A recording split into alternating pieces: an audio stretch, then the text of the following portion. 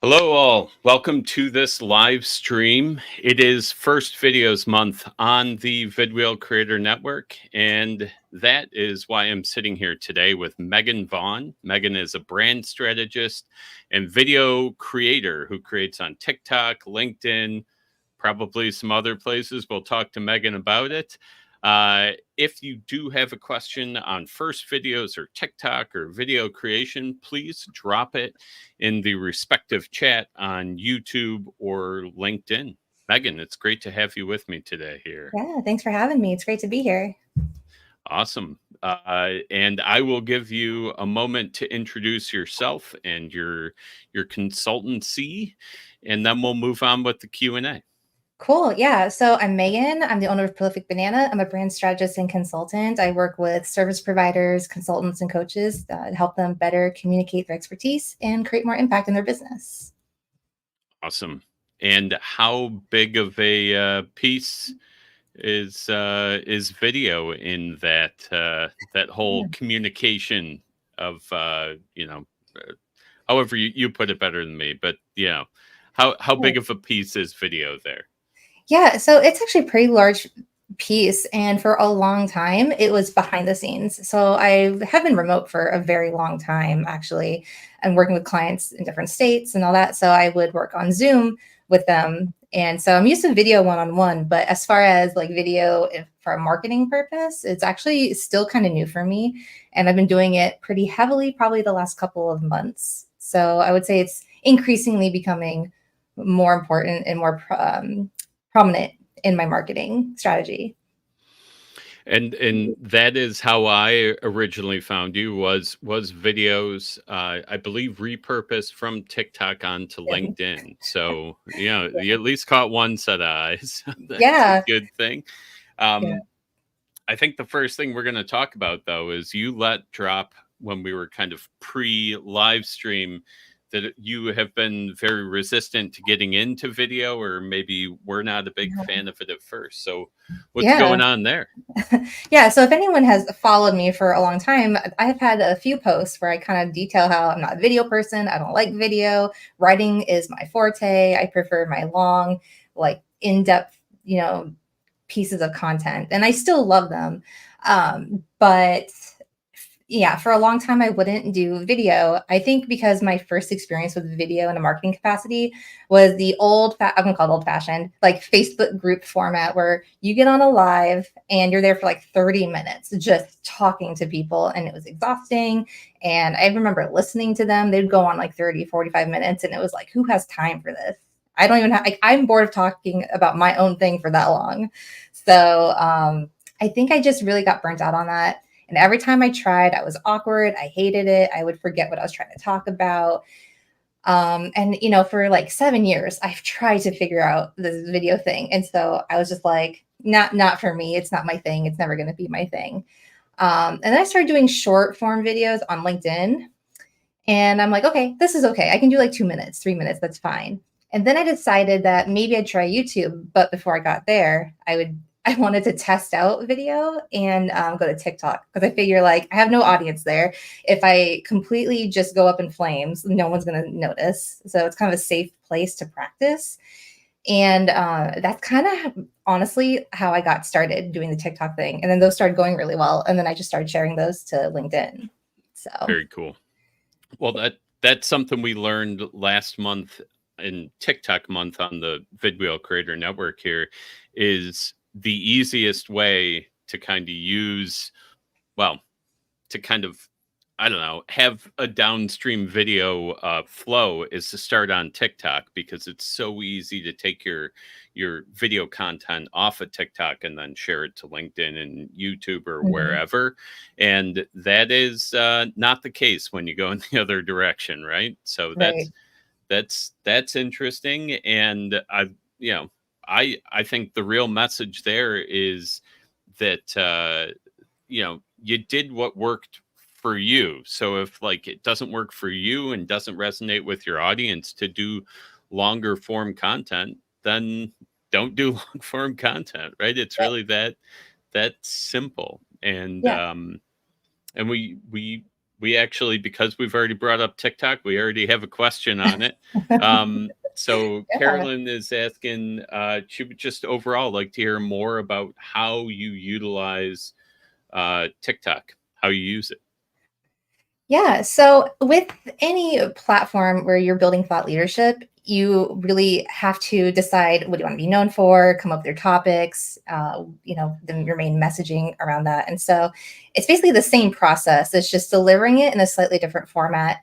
And then the technical aspects of it, how do I deliver it? How do I script it so it's a little bit more interesting? Because it's a short video platform, you have to get people's attention really quickly. So it's the same information that I would write like a deep dive on, but it's just delivered in a different way, or it's just like, one part of maybe a longer piece of content that I would write. So it's really the same process. Okay. So it's more single subject videos, and maybe in there, if you were to lump them all together, you end up with the same type of content that you would in the longer form. Yeah, I would say that I do a lot of problem aware content too. Like, here's your symptom, and this is actually what's happening. Those are really easy to get into. It can be a real specific thing. So the video is not going to be super long.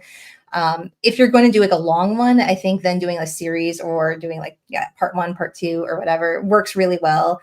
Just strategically, it gets people to go to your profile and look for the next part, but also it gives you the time to expand on a topic a little bit more.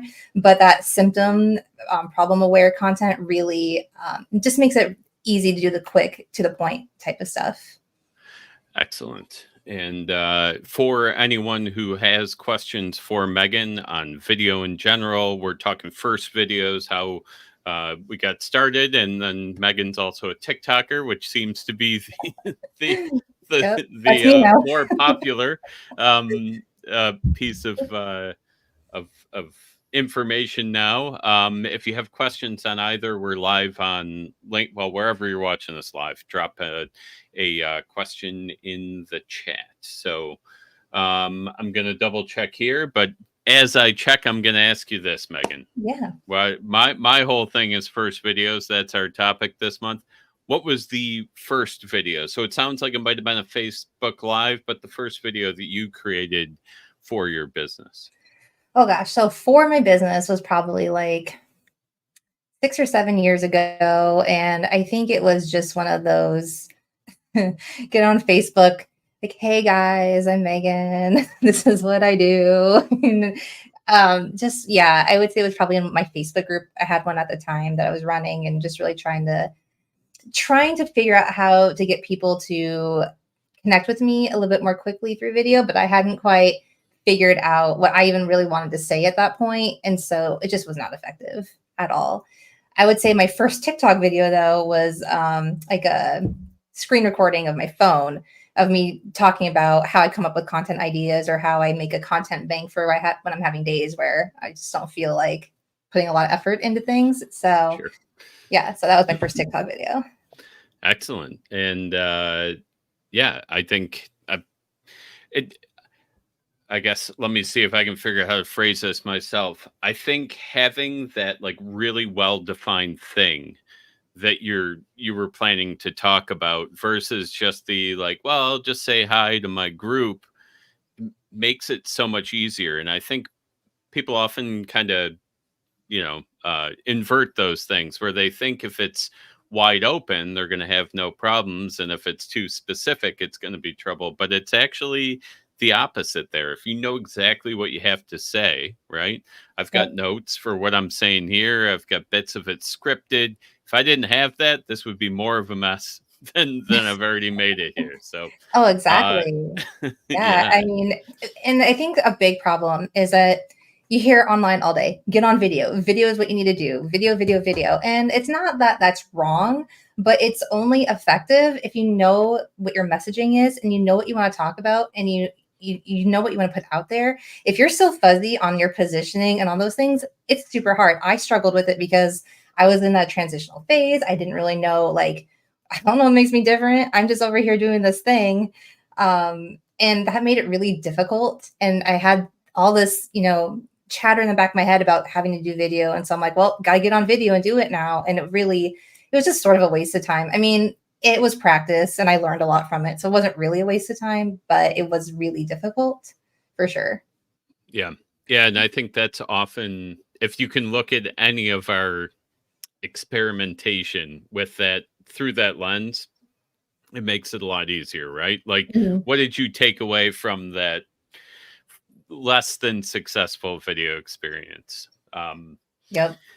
And so Carolyn's also asking, so similar to the niching, well, and I think this is a good point. What you're describing um, is kind of getting way down in your niche to be really specific about what you're talking about in those videos. Um, I don't know. Is the practice any different for, say, TikTok versus some of the other, marketing activities that you're dealing with? Yes and no. The messaging overall is the same. It's just the way you deliver it is a little bit different. I would say, like for TikTok, you definitely have to be more concise, which is it's actually a very good practice for being able to communicate effectively. If you can really say something in, like 15 seconds, that means that you have it down, you understand the problem, you understand the solution. If you feel like you have to really expand on it, that probably means that you have a little bit more work to do in clarifying that so that other people can quickly understand it. But just like if you're running ads, your content, the way you deliver it is a little bit different than if you're doing organic marketing through LinkedIn. The messaging's still the same. It's just delivered a little bit differently. Okay, excellent. Great answer there. I'm going to go back to my questions list, but if anybody has questions they want to drop in wherever you're consuming this live feed, we would love to hear from you. So here's my big question, getting back to kind of first videos. If somebody's about to dive into video for their business, how would you recommend they get started? Is it, TikTok? Is it, you know, a gear recommendation, anything like that? Yeah. So, I mean, the barrier to entry is very low nowadays. So your phone is completely fine. You can use your front facing camera. I know it's not the best, but I mean, it's super easy to get started. And if you're feeling a little uncomfortable being on video, you can always do a voiceover. Something really easy like filming yourself working and then just doing a voiceover with some text on the screen. That's a super easy way of kind of easing yourself into the waters and learning to just speak while the camera's rolling, and then you can kind of work your way up to actually being in front of the camera. I will say that just from a strategic standpoint, while experimentation is good, if you're a business, you really need to make sure that whatever you're doing does align with your overall marketing and brand strategy so that you're growing in alignment and not just like throwing spaghetti at the wall, because then it's a distraction. And once again, if you're not really sure how to position or message yourself, it's not going to be super effective. So you do need to do that foundational work and decide what you want to be known for, and that everything supports that. All of your content will help build that expertise for you, that thought leadership authority, all of that. The technical stuff then is a little bit easier to deal with. Scripting is not a bad idea. I play around with scripts and I go off the script quite a bit, but it's, nice at least in your head, know like the points you want to talk about.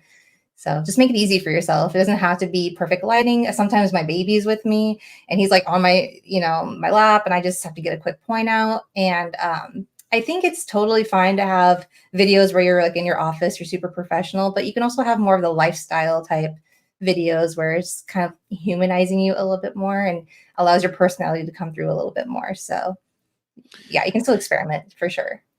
Yeah, and I from the TikTok experts that we spoke to, that really gets a lot of traction on TikTok in particular, right? Like those less kind of polished, more authentic videos, more raw videos where you are, yeah, sitting there with your phone and your baby and just saying, this is what my life is like, right? Or that Yeah, type it's of like thing. So there's a yeah, question you want me to answer, I'm going to answer it. Like I don't right. need to do I need to put on makeup and be in my office for you to take this answer seriously? I mean, that could be debatable, I guess, if someone really wanted to.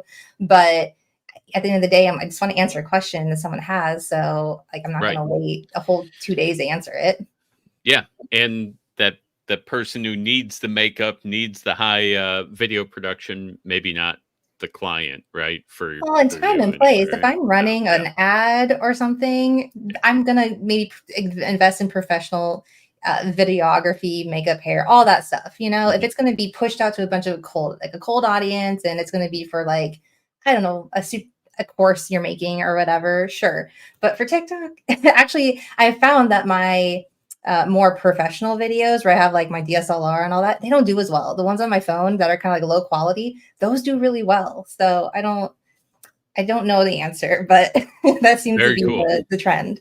Yeah, yeah, and that checks out with other folks that we've spoken to about this. So that's an interesting kind of, I don't know, characteristic, I guess, Mhm. of TikTok is people do want they want it to be real.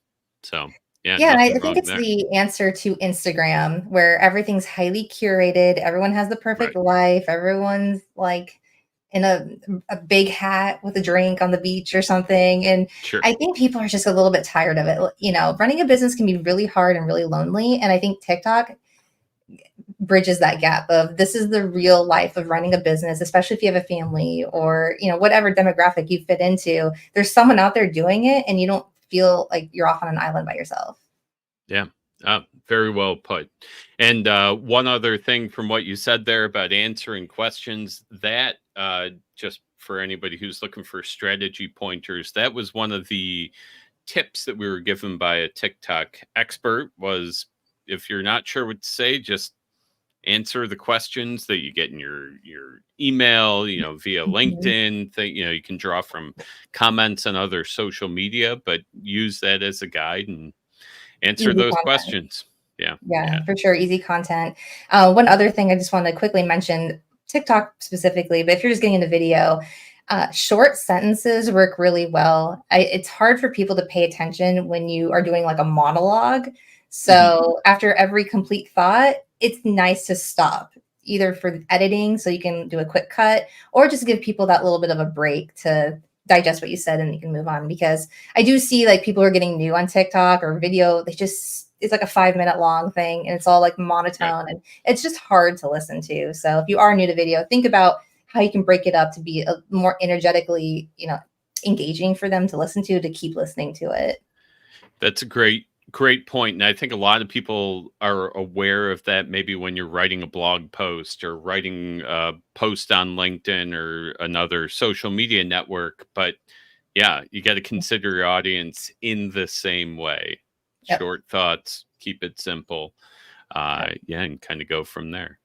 Well, to Yeah. anybody who's just tuning in, I am chatting with Megan Vaughan. We're talking about first videos and we're talking a lot about TikTok and other video platforms. If you have first videos questions or questions on video in general, feel free to pop them in the live stream where you're watching.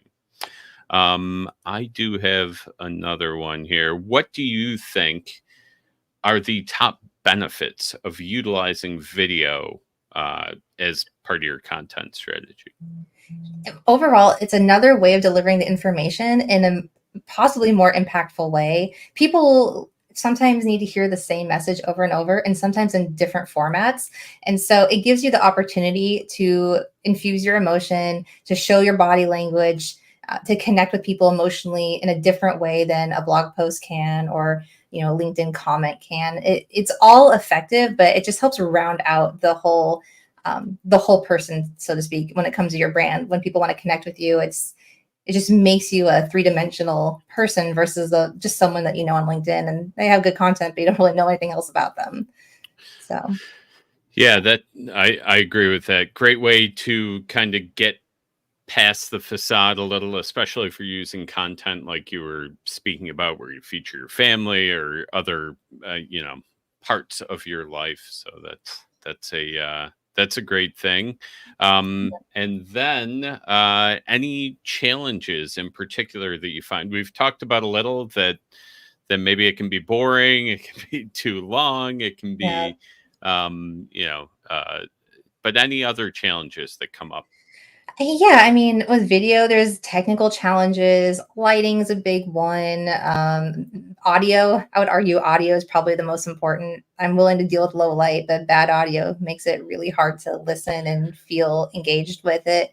the tech stack of what to do with your video. So you record your video, let's say natively on your phone, and you have to go get captions. And then you upload it to TikTok, which automatically downloads to your phone, or Reels, which automatically downloads to your phone, or you natively do it to TikTok. And so you have videos in different places in like slightly different formats, and it can get overwhelming. Like I have like 5 copies of the same video without captions, with captions, one without, with the watermark. And so it can be really just confusing and time consuming to figure out how to move all those pieces. And then if you're repurposing it, same idea. But I came across a tool called repurpose.io, I think, and it just automatically can repurpose to different platforms, and it can take off the watermark for you. You can do your descriptions, your hashtags, you can do to like YouTube and have your keywords in there. So that has actually made things a lot easier for me in repurposing. But yeah, I would say just like organization of the workflows and processes for all of that can get overwhelming if you're really trying to focus on video. You spend a lot more time than you think in the back end of like just getting videos ready to go. Yeah, and I think that's a trap that exists, whether you're creating for TikTok or shooting out with a standalone camera or anything. Is you always got to look at the post-production and distribution part of things, because that's where the schedule creep can really happen, right? And all of a sudden you're going way beyond what you expected. And we on the Creator Network, we're dealing mostly with solopreneurs. I know you're a solopreneur yourself, and we cannot afford that. Schedule creep is really a lot of a big issue. So I just shared the repurpose.io link in the chat for anybody who's watching on LinkedIn. And I think that's I have not used that tool, so thank you for bringing up a new tool, and I'll check that out. Prior to Repurpose, though, how did you have a strategy for keeping all those bits and pieces straight? No. Okay, honestly, no, not at first. It was like I was trying to keep my TikTok just my TikTok, because I was a little like, well, I don't want people on LinkedIn to see my TikTok and think less of me. But then I realized, you know what, this is a good piece of content and I stand by it, so I'm just going to share it. And then I found that people were engaging with it. I've been getting a lot of people DMing me being like, I love your content. Your videos have been really awesome, or, and not to like brag or anything, but, like sometimes people don't comment on the post, but they'll like DM me. And so I, know that, it's working and it is effective. So the process was downloading the video and then going to a different third party that would allow me to download the video without the TikTok watermark.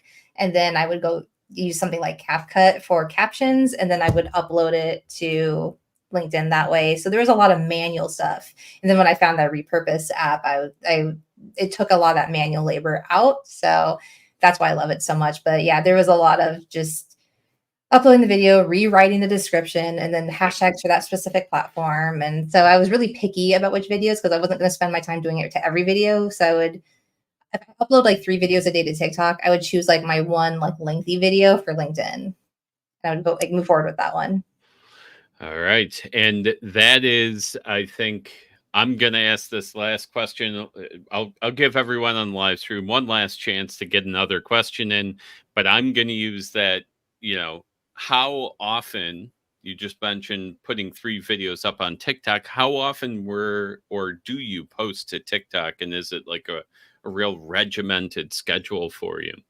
I post about 3 videos to TikTok, and then I do stories. So overall, it might be between 3 and 6 per day. The videos are more like, this is just what I'm doing throughout the day, or here's like, I just uploaded a video, it's about this. It's more kind of like Instagram stories, where it's just kind of getting to know you beyond the video. Sorry, what was the second part of your question? No, that's pretty much it. How often and how regimented, right? Like, is it a really strict schedule or is it maybe No. more free form because TikTok is, about Yeah. authenticity and being Yeah, free I'm form. still working. I don't know if there's a specific time frame that really works best, and they have been changing the algorithm a little bit, so views are kind of all over the place. And I'm still experimenting on what time of days work best for me. I tend to want to do things in the morning, but I do get lower engagement, so having to wait till maybe lunchtime to release videos. I'm kind of deciding between that, but it is a slow release platform. I would say my LinkedIn is a lot more regimented. Like I usually every day at 8 a.m. I have a post go out, and I do schedule that, but I write them like I batch that like a week in advance or so. Okay. Excellent. So yeah, and then I've been also then adding videos. I've been posting more on LinkedIn because I'll have like a post, and then I'll decide to do my TikTok of the day or whatever. So Nice. Yeah, yeah, and that's, if you're already creating for TikTok and you can kind of supplement LinkedIn a bit with it, that sounds like a great way to get it all done. So, I would recommend um, like having a schedule though. Like once you can figure that out, like it's sure. way too much time to try and like wing it. So I definitely would And recommend that that. Yeah, and that goes back to, like we were talking about, having that specific subject in your video, having that, kind of specific subject or time of day or whatever on your posting schedule can give that same type of clarity, right? So Yep. I think that is great. And with that, I'm gonna say thank you very much, Megan, for taking the time to chat with us. Thank you to all of you who tuned in, and thank you for the comments and questions that came in as well. Megan, great knowledge. Thank you for sharing with us. And to everyone out there, create confidence.